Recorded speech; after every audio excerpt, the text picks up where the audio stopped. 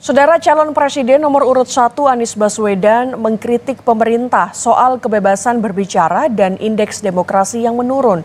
Presiden Joko Widodo menyebut tak pernah membatasi kebebasan berbicara.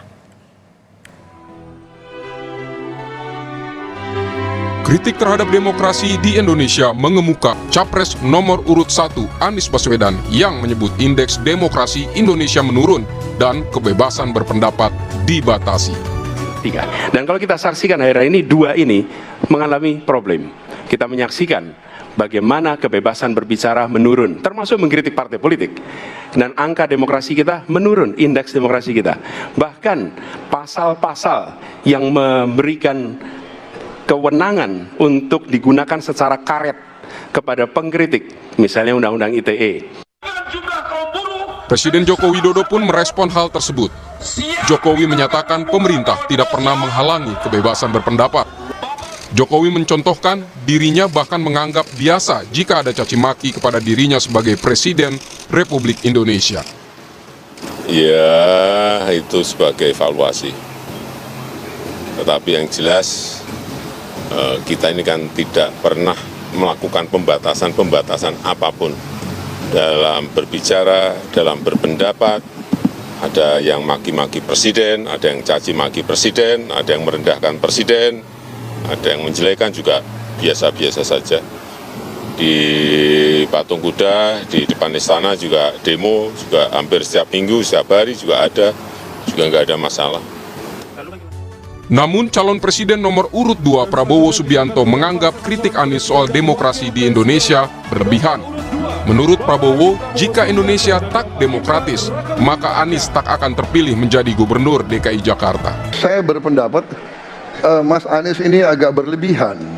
Mas Anies mengeluh tentang demokrasi ini dan itu dan ini. Mas Anies dipilih jadi gubernur DKI menghadapi pemerintah yang berkuasa.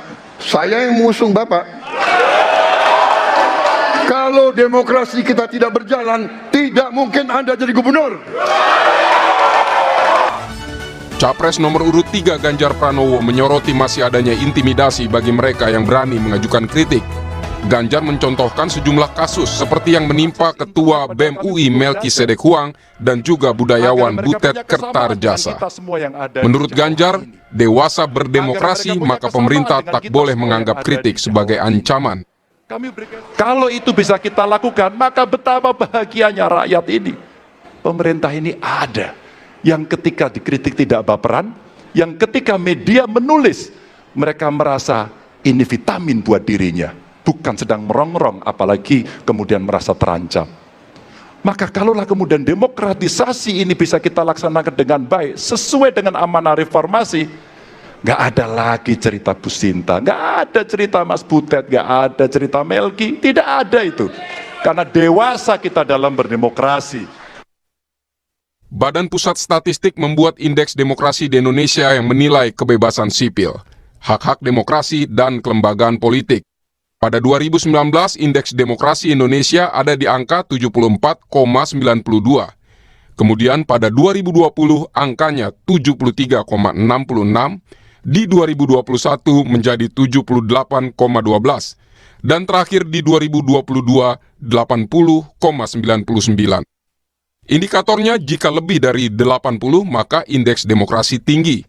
Jika skornya antara 60 sampai 80 maka sedang. Di bawah 60 berarti indeks demokrasinya rendah.